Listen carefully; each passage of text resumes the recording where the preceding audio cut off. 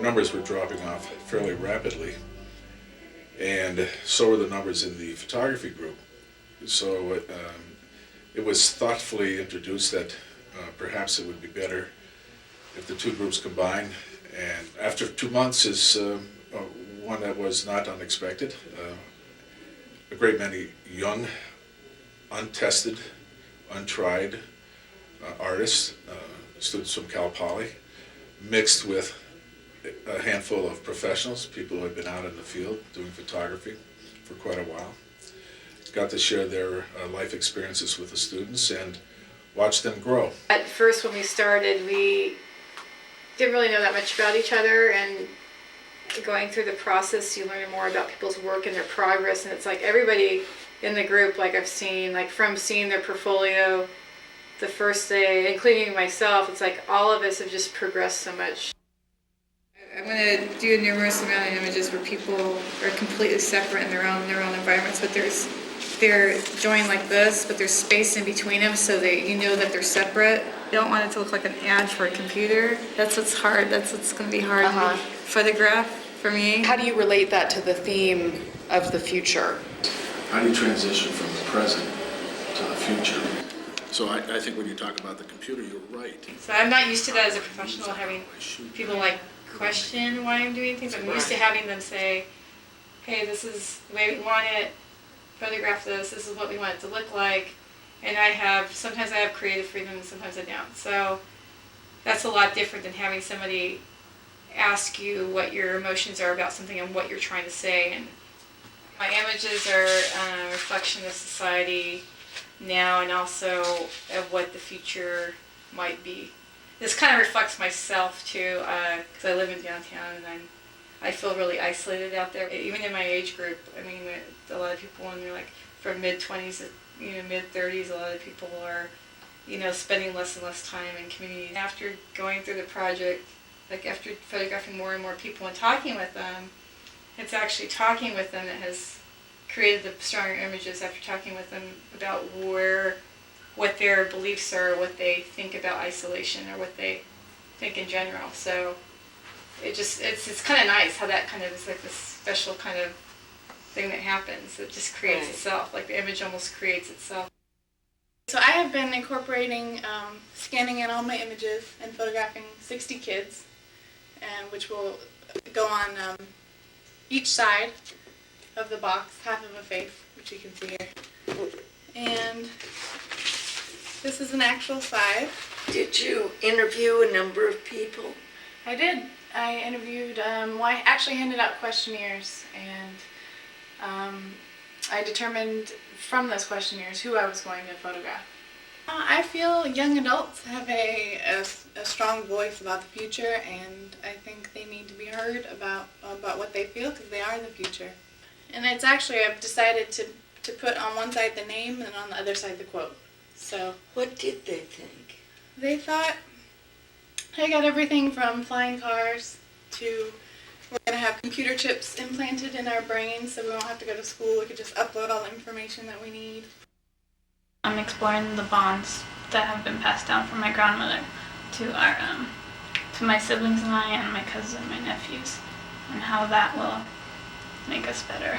They have also passed down religion and, of course, work ethic, as well as education. So I'm trying to show.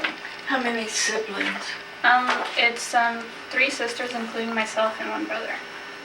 It reads like a contact sheet, but what is it really? It's more of a story. And of single photos. Mm-hmm. Are you including dark areas? Because here it looks good. Yeah, I talked about that, and covering the entire wall with images would be too busy and would be too much information. So I'm thinking of adding those spaces just to give the some rest. I'm taking quotes from my grandmother and my mother, like the Kodak lettering. I'm instead putting text over that so that the audience can read more into it. In the future, we're gonna have a scarcity of water because of all the stuff I've read and all the research I've done. It always states, in 2025, we're gonna have less water and the world's gonna be struggling and whatnot. And I pretty much wanted to do images of that. And most of my images are digital that the viewers can easily recognize, but I just I guess change them subtly, so very subtle. When we were talking last time, and you were saying, oh, I could picture your stuff hanging on a clothesline. I don't know, that stuck in my head, but not necessarily a clothesline, but yeah, it's gonna still be hanging. I don't mean a Oh, clothes. okay. I mean like a Wire? twisted stainless steel Yeah, wire. yeah, exactly. Yeah, that's what I had. Yeah, I found some. They sell some at Home Depot. It holds up to Right. 50 pounds, and they come in 9 feet. Right, now, how we attach the The- pieces to that's it, gonna be the I don't know. yeah. Because I don't want to use clothespins. Yeah, of course. You can see right here, this is a map of the United States, and there will be a great explosion taking place in the Utah area. And the explosion will be a splash of chemicals across this image. So as the viewer looks at this image, the map will be clear, the explosion will be clear, and then as they move in to look at the image, they will begin to read about the byproduct area. And that'll be enhanced by 3 repetitive images here. And the reason I'm using this Recognizable images. Right. Okay. The reason I'm using these images here is that they'll be a good lead-in for the rest of the show. So in approaching this large canvas, it allows me to enter into that apocalyptic realm, both in size and in making a final statement. Project members, Kim Grisco, who's also a photographer.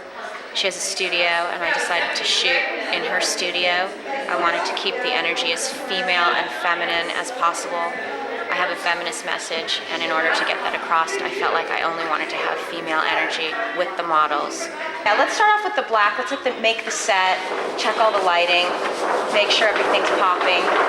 The opportunity to work with Judy Chicago has been a profound growth and learning experience for me. She's pushed me in many directions that I never anticipated going in. She's forced me to examine global and current local social issues and how I feel about things and what I think about things, how I see life today, how I see life in the future. I studied art history at UCLA, so I have a strong art background, and I think that this project has taken me many steps further. I, as a feminist artist, wanted to participate with her and express my vision for the future. And sometimes to express the future, one has to look to the past, especially when we are talking about globalization and historical women's issues.